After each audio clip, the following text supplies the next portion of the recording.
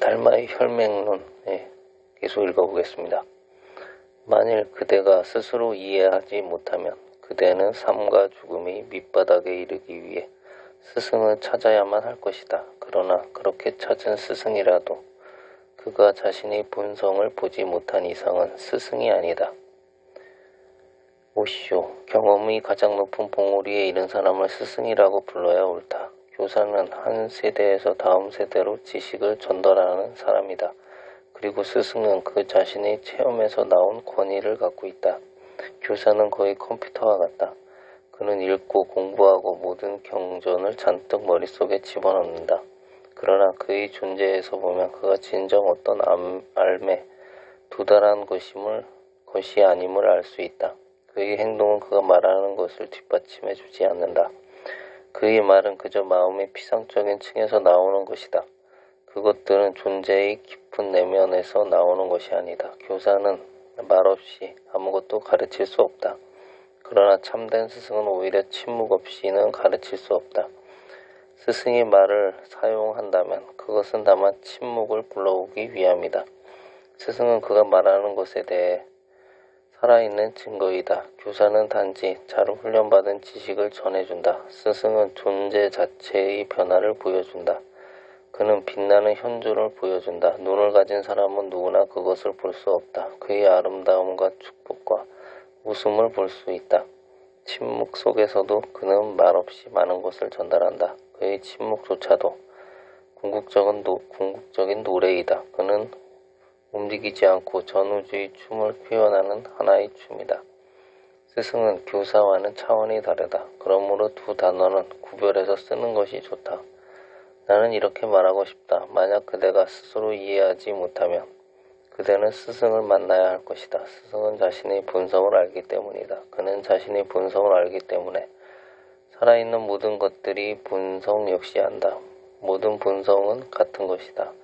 자신을 알기 때문에 그는 그대를 안다.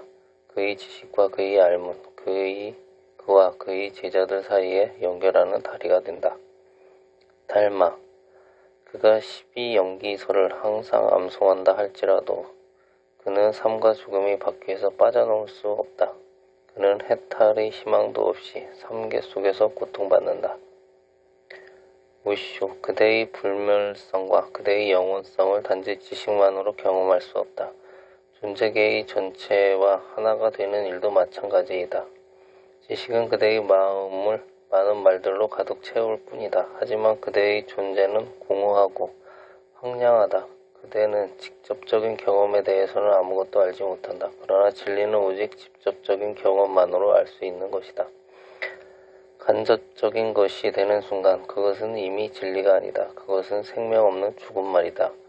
많은 지식을 가진 사람, 학자나 판단트나 랍비와 같은 사람들은 절대로 삶과 죽음이 바퀴에서 벗어나지 못한다.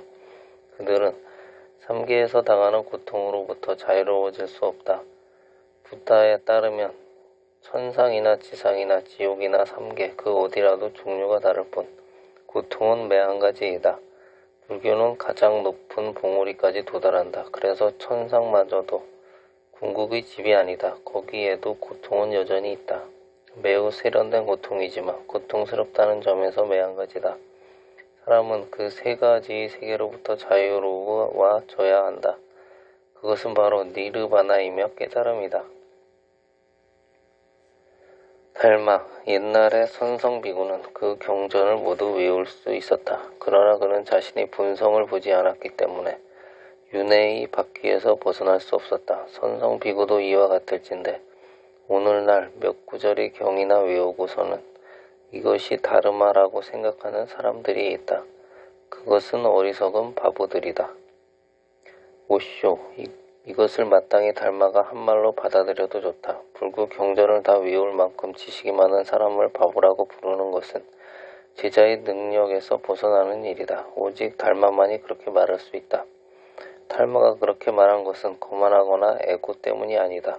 그들을 비난하거나 모욕하기 위해서 그런 것은 아니다. 달마는 다만 그것을 단순한 사실이기 때문에 그렇게 말한 것이다. 그리고 사실을 말해야 한다. 달마는 예의나 체면 따위의 휴지 조각 같은 것들은 존중하는 사람이 아니다. 그는 오직 무엇이든지 진리만을 이야기할 뿐이다. 나는 그에게 절대적으로 찬성한다. 나의 경험을 통해서 나의 학식 있는 사람들이 잘 배운 바보일 뿐이라는 사실을 알고 있다. 그들은 대학에서 학위를 받고 대단한 명예를 얻었지만 자신의 의식에 관한 한 보통 사람과 하나도 다르지 않다. 그들은 단지 앵무새일 뿐이다. 그리고 어쩌면 앵무새가 세상의 학자들보다 더 지성적일지 모른다. 앵무새에 대한 이야기를 들은 적이 있다. 때는 겨울이었고 안주인은 밤이 되면 앵무새가 추위를 타지 않도록 새장 위에 두꺼운 담요를 덮어주곤 했다. 그리고 낮이면 그 담요를 벗겨주었다. 어느 날 태양이 떠오르자 그녀는 담요를 벗겼다. 앵무새는 노래를 부르기 시작했다. 그것은 사람한테서 배운 노래가 아니었다. 앵무새는 자신도 모르게 모든 앵무새들이 부르는 그런 방식으로 자연스럽게 노래를 불렀다. 물론 우리들에게는 아무런 의미도 없는 노래였지만 그들에게서 매우 즐거운 노래였다. 바로 그때 연희는 남편의 차가 현관 앞에 와서 멈추는 소리를 들었다. 그녀는 남편은 비상근무를 서는 군인이었다. 그래서 한 번씩 갑자기 집에 들르곤 했다. 그녀는 얼른 세 장의 담요를 덮고는 침대 위로 가서 자는 척했다. 그러자 앵무새가 말했다. 맙소사, 오늘은 해가 정말 짧군. 아무도 앵무새에게 그런 말을 가르친 적이 없었다. 그것은 앵무새의 지성에서 곧바로 나온 말이었다. 앵무새가 생각해도 이상한 일이었다. 매일 아침에 담요가 벗겨졌다가 저녁에 씌워졌는데 오늘은 무슨 일일까? 하루가 정말로 너무 짧았던 것이다. 그러나 이 세상에서 소위 학식 있다는 사람들은 그만한 지성조차 갖고 있지 않다. 한 가지 간단한 이유 때문이다. 그들은 지식이 너무 방대해서 지성이 생겨날 가능성을 완전히 없애버렸기 때문이다. 지식이 짐이 너무 무거운 탓이다. 그들은 자신의 지식과 반대되는 지성을 인정할 수 없는 것이다. 그들은 확실히 바보들이다. 자기도 알지 못하는 것들을 이야기함으로써 다른 사람들을 속일 뿐만 아니라 자신들을 마저 속이기 때문에 그들은 바보들이다. 그리고 그들은 장광설로 그들의 인생을 낭비하고 있다. 진실한 삶은 말이 아니라 경험으로부터 이루어진 것이다. 그대는 전생에 걸쳐 사랑, 사랑, 사랑 이런 말만 되풀이하면서도 막상 진짜 사랑을 경험하지 못했을 수도 있다. 그리하여 사랑을 경험하는 순간 그대는 무척 놀랄 것이다. 그 경험은 너무나 큰 것이어서 단지 사랑이라는 말로 그것을 표현할 수 없는 것이다. 그 언어는 너무도 작다. 사랑의 경험도 이러한데 진리는 어떠하겠는가? 진리는 무한하고 영원하다. 그것을 아는 자는 침묵할 수밖에 없다. 진리 앞에서 그 느낌 앞에서 그대는 경이로움 속에서 빠질 것이다. 모든 말이 그 앞에서는 무력해진다. 닮아 그대가 자신의 무심을 보지 않는 한 그 제자는 다시금 자신의 이해 범위 안으로 들어온다. 그래서 또다시 마음이란 단어를 쓰고 있다. 닮아 그대가 자신의 무심을 보지 않는 한 아무리 많은 경전을 외우더라도 소용이 없다. 오쇼.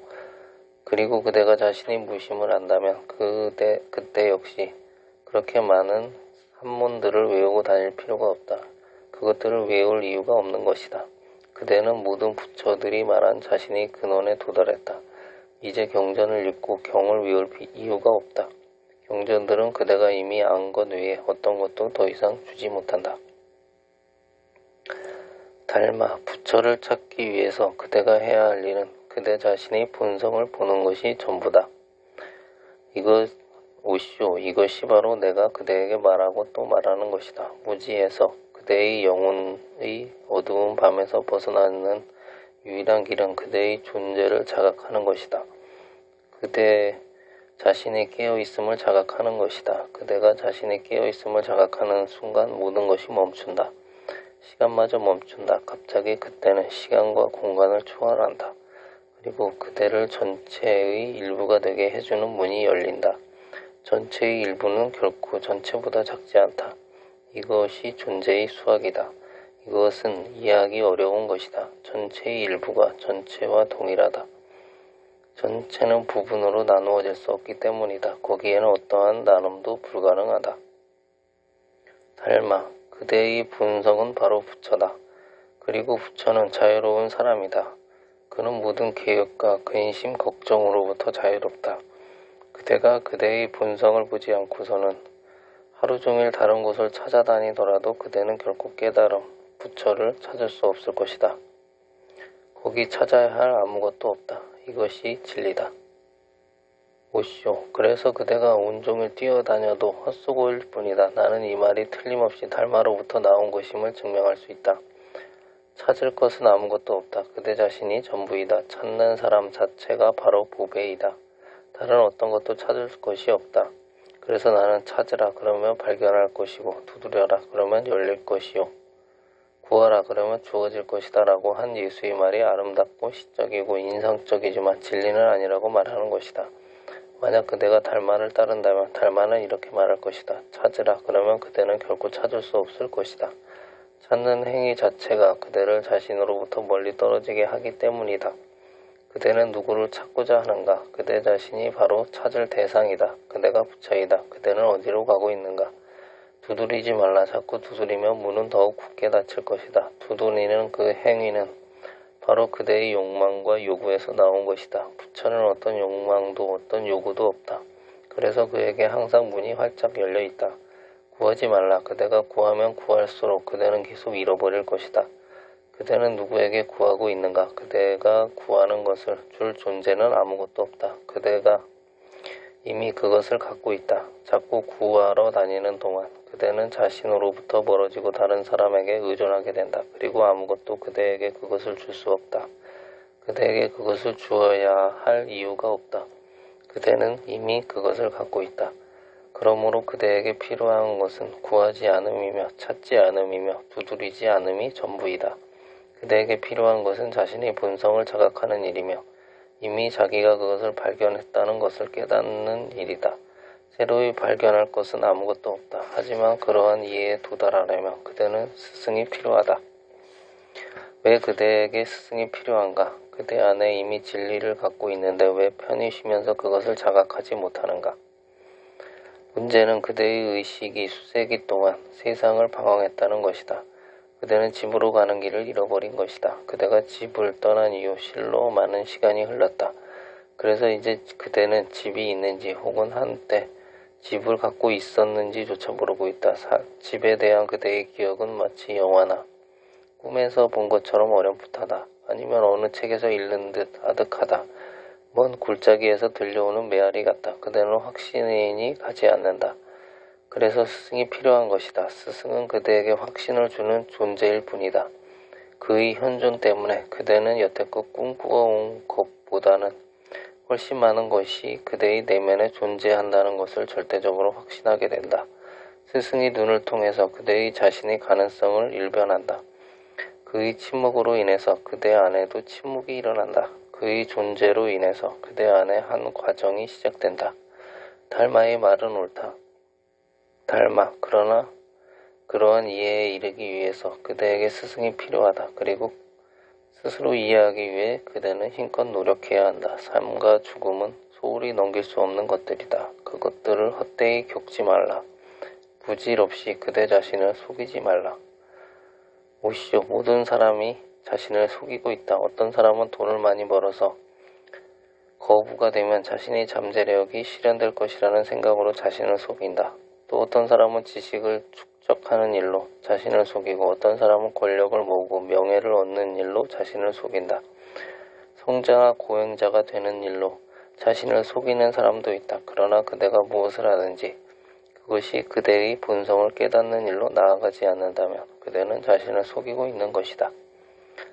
달마, 그대가 부석을 산처럼 쏘아놓고 겐지스 강이 모래알 만큼 많은 하인들을 거느리고 있을지라도 눈을 떠야 그것을 볼 수 있다. 그대가 눈을 감고 있다면 그것이 다 무엇이란 말인가? 무엇이오? 그것들은 다 사라질 것이다. 달마는 간단한 실험을 해보자고 말하고 있다. 눈을 감으면 그대가 궁전을 갖고 있더라도 다 사라진다. 아침에 눈을 뜨면 밤중에 꾸었던 모든 꿈들이 사라지듯이 그대의 세계가 그런 식으로 전부 사라진다. 그리고 한 가지 이상한 사실을 관찰해 본 적이 있는가? 낮에 활동하면서 있다간 그대는 주위 세상이 실제로 존재하는 것일까 의심해 본 적이 있을 것이다. 거기 그것이 실체를 입증할 만한 방법이 없다.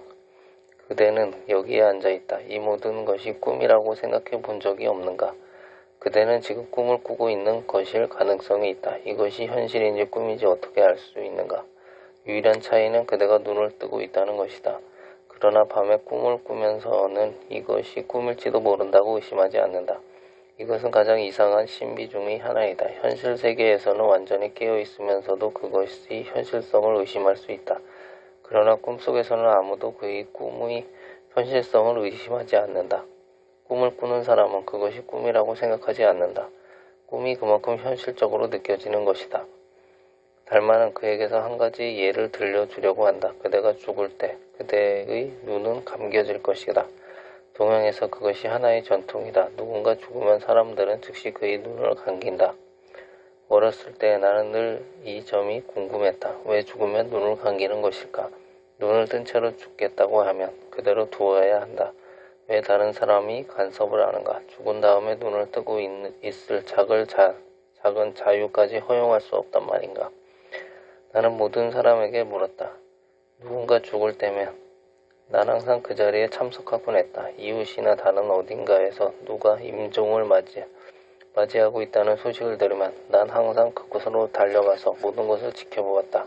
그리고 그들에게서 물어보았지만 아무도 그것의 의미를 왜 죽은 자의 눈을 감기는지를 대답해주는 사람은 없었다.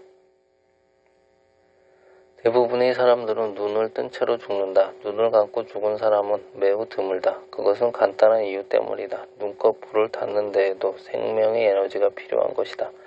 그것은 주먹을 쥔 채로 죽을 수 없는 것과 마찬가지이다. 주먹을 쥐려면 에너지가 필요하다. 그래서 모든 사람은 손을 펴고 죽는다. 더 이상 에너지가 없는데 어떻게 주먹을 쥐겠는가? 마찬가지로 모든 사람은 눈을 뜨고 죽는다. 아무도 내 질문을 대답해주지 않았지만 내가 이해한 바로는 어릴 적에 나는 많은 위대한 성자들에게 가서 같은 질문을 던지고 했다. 그러면 그들은 이렇게 말했다. 넌 언제나 이상한 질문만 하는구나. 우린 그런 것에 대해 한 번도 생각해 본 적이 없다. 그런 것은 어떤 경전에도 나와 있지 않다. 그렇게 하는 것이 일종의 관습이다. 하지만 나는 말했다. 사람들은 계속해서 그렇게 해오고 있습니다. 그것이 아무런 의미가 없는 행위라는 말을 나는 받아들일 수가 없습니다. 난 거기에 담긴 의미를 볼 수 있습니다. 사람이 죽을 때 눈동자는 위로 향해집니다. 죽은 사람의 눈을 보면 흰자위만 보입니다. 검은 눈동자 부분은 위로 올라간 것이지요. 그래서 보는 사람을 무섭게 만듭니다. 누군가 눈을 뜨고 있는데 온통 흰자위만 보인다면 공포심이 일기 때문입니다. 그런 일은 당신이 잠을 잘 때도 일어나는 현상입니다. 잠을 잘 때 당신의 눈은 위로 향합니다. 그것은 눈의 휴식이 들어간 것입니다. 이제 죽은 사람의 눈은 완전한 휴식에 들어갔고 그래서 흰자위만 나타나니까 사람들에게 공포를 주지 않기 위해서 얼른 그 눈을 감기는 것입니다. 철학적인 의미로 보자면 눈을 감기는 것은 더 이상 그대가 바라볼 세상이 존재하지 않기 때문이다. 그대는 이제 떠나갔고 세상은 그대 앞에서 사라졌다. 사람이 죽는 순간 제왕이라 할지라도 자신의 왕국을 갖고 갈 수 없다. 그의 지식과 그의 권세와 그의 명예를 갖고 갈 수 없다. 그가 갖고 갈 수 있는 유일한 것은 자신의 본성에 대한 깨달음이다. 그것만이 유일한 그대의 재산이다. 만일 그대가 살아있는 동안 그 재산을 소유하지 못한다면 그대는 중요한 기회를 놓치는 것이다. 달마, 그때 그대는 그대에게 보이는 모든 것이 꿈이요 환상임을 깨달아야 한다. 오시오, 죽음이 모든 것을 앗아가 버리기 때문이다. 죽음이 앗아갈 수 있는가 없는가, 그것만이 실체와 허상을 판단하는 유일한 기준이다.